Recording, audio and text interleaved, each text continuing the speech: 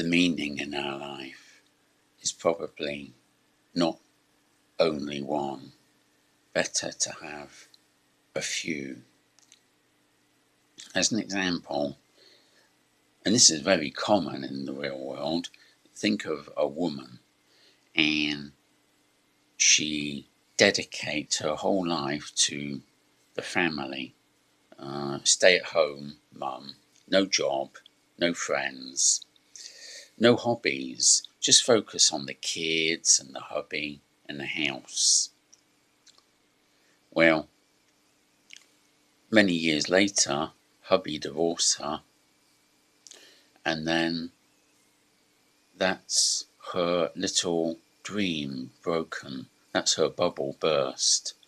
And it's very hard for her psychologically because that's her whole life, really.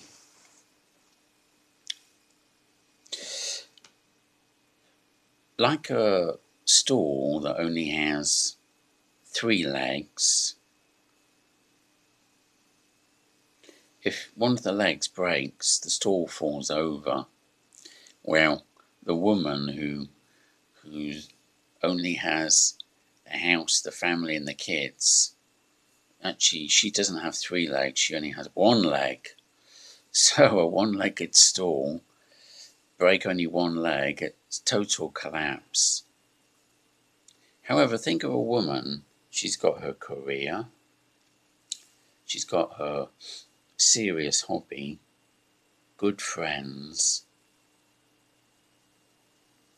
she's travelled, she reads a lot, and she's got her family. When 1 leg breaks, she'll be okay. Yeah, that stool is going to wobble when the leg breaks. Yeah, it's going to wobble, but it won't fall over. Imagine a stool with 10 legs, like a circle around the stool. 1 leg break, you won't even notice. Well, we don't have 10 legs on our stool, but we can have a few. And so if any one of them breaks, we won't fall down.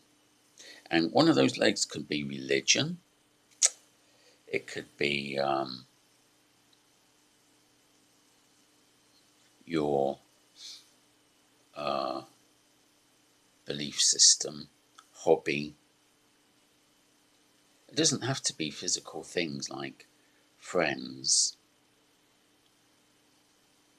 money in the bank, the garden. It doesn't have to be physical things. It can be abstract like attitudes and moral values. But you need several legs on the stool. In the same way, probably our meaning in life is dangerous if it's focused on only one expression. Like that woman whose only meaning in life is the family, but one day she gets divorced. If your meaning in life only has a single line of work, it's a very narrow focus. That might be good for progress, but it's dangerous.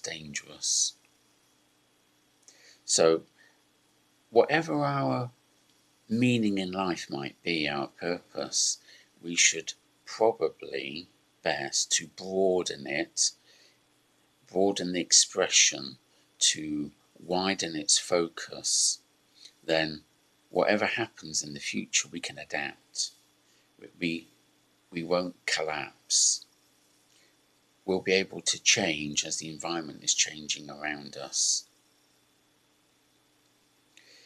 Even if the woman doesn't divorce, you see what happens when the kids grow up. They get to about 18, 19 years old, and they go to university. They leave home. University in another city. And suddenly mum doesn't know what to do all day. Before she would wake up, she had to prepare the the kids' breakfast, and then during the day she'd tidy their bedroom and wash their little socks, and then have to go shopping to prepare for their dinner when they're coming home. Her whole schedule every day was organised around the kids.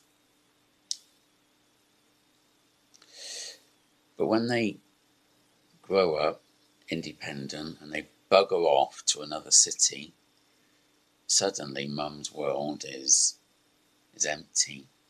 She goes a bit crazy. She has this big black hole at the centre of her life now, doesn't know what to do.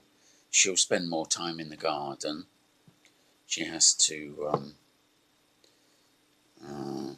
think about him more, the slob on the sofa, although that's not very interesting for her.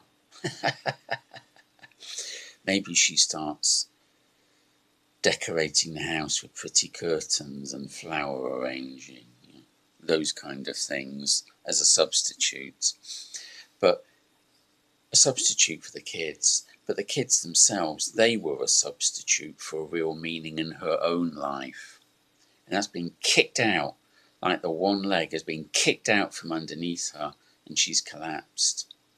So when we find a meaning in life, it has to be internal, not something external, like friends, hobby, family, job, because at any moment, any one of those can be kicked out from underneath you.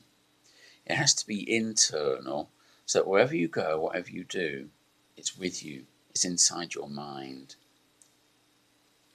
But the outward expression of that, through your job, through your friends, with your friends, through your hobby, the expression, through family, or whatever's happening in your life, has to be multiple. So it has many ways to express itself outwardly, but the real meaning is inward inside your mind. So that whether you're washing the dishes or saving a lost soul or in the office 10 hours a day,